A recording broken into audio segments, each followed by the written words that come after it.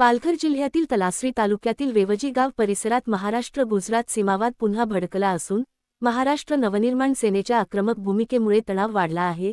संयुक्त सीमा मोजणी सुरू असतानाच गुजरातकडून महाराष्ट्राच्या हद्दीत अतिक्रमण होत असल्याचा आरोप ग्रामस्थांनी केल्यानंतर मोजणी तात्पुरती स्थगित करण्यात आली। या पार्श्वभूमीवर मनसेचे पालघर जिल्हाध्यक्ष अविनाश जाधव यांनी वेवजी गावाला भेट देत परिस्थितीची पाहणी केली। ग्रामस्थांनी सुमारे 800 मीटर ते 1 किलोमीटरपर्यंत अतिक्रमण झाल्याचा आरोप केला। यावेळी जाधव यांनी इंचभरही महाराष्ट्राची जमीन गुजरातला देणार नाही असा ठाम इशारा देत सीमावाद तातडीने न सुटल्यास तीव्र आंदोलन छेडण्याचा इशारा दिला।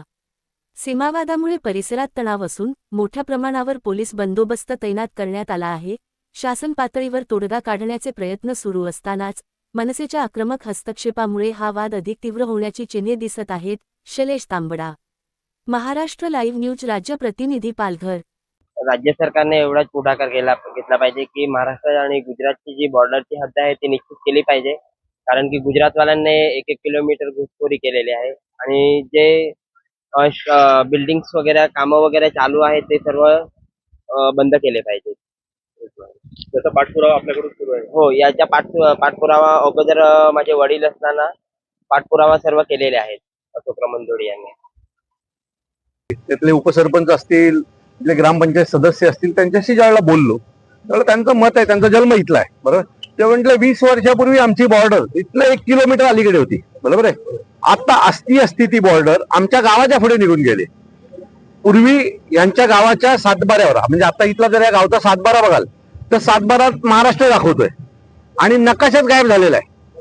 तर याचा अर्थ कुठेतरी चुकीच्या पद्धतीने महाराष्ट्राचा जो नकाशा आहे त्याच्यातल्या ज्या जमिनी आहेत त्या घालवण्याचा प्रयत्न त्या सरकारकडनं होत आहे आणि याचा विरोध आम्ही करणार। हा विषय झाला, इथे बाजूला झाई गाव असतील, ह्या सगळ्याच बॉर्डरच्या गावांमध्ये हा वाद आता मोठ्या प्रमाणात सुरू झालेला आहे। आणि मागच्या 10 वर्षात भारतीय जनता पक्षाचं जसं दोन्हीकडे सरकार आलं तेव्हापासून हा बॉर्डरचा जो वाद आहे तो बऱ्यापैकी वाढताना दिसतोय। गुजरातची लोक, म्हणजे गुजरात सरकार, ही आपली बॉर्डर महाराष्ट्रात 1-1, 1.5 किलोमीटरने आतमध्ये करण्याचा प्रयत्न करते। म्हणजे खरं तर हे चीन आणि भारत असा काही वाद नजीकच्या काळात होतोय की काय असा प्रश्न आता या बॉर्डरवर व्हायला लागलेला आहे।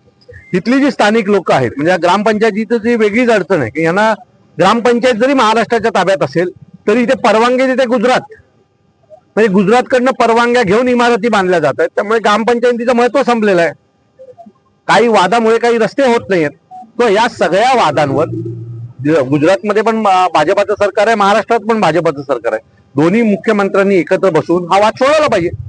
इथल्या स्थानिक गाववाल्यांशी बोललं पाहिजे, त्यांना विचारलं पाहिजे की नक्की बॉर्डरचा काय विषय आहे। जर ते म्हणतात की इथनं बॉर्डर 700 मीटर बाहेर होती तर ती 700 मीटर 10 वर्षात आत आली कशी?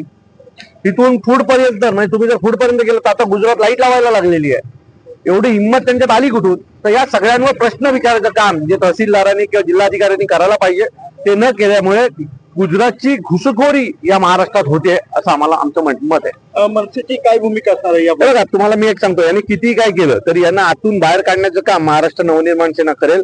आमची 1 इंच पण जमीन जर कोणी हुसकावण्याचा प्रयत्न करत असेल तर त्याला महाराष्ट्रातल्या मराठी माणसाच्या रागाला सामोरे जावं लागेल, एवढं नक्की।